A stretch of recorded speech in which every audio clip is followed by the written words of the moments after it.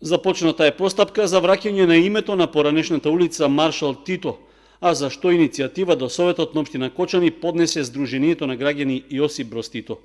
Во образложението на иницијативата е наведено дека со незиното прифаќање ќе се исправи неправдата што е направена пред неколку години, кога без поголема кампања и консултирање на ставот на граѓаните била донесена едностранна одлука за промена на називот на улицата. Од локалната самоуправа на Кочани потврдија дека слично писмено барање испратила и советничката група на СДСМ, а со оглед на законската обврска била побарана согласност од владата, од каде е добиен позитивен одговор.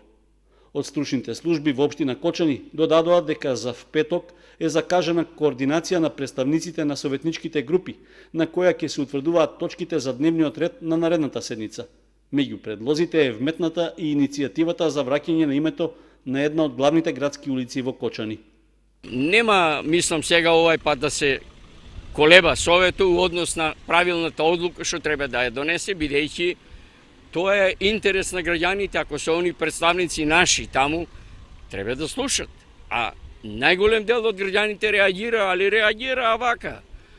Интимно реагира у меѓусебни разговори, не на друг начин, било со протести или било како.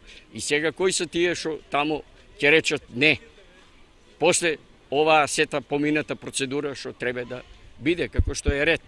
На почетокот од оваа година, Комисијата за култура, образование и спорт на општина Кочани ја разгледуваше предлог листата за именување на 10 улици.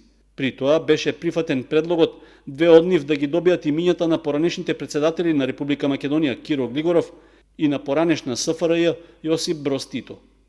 Инаку, името на улицата Маршал Тито во Кочани беше променето во ВМРО пред 4 години, за што одлука донесе тогашното мнозинство на Советот на општината.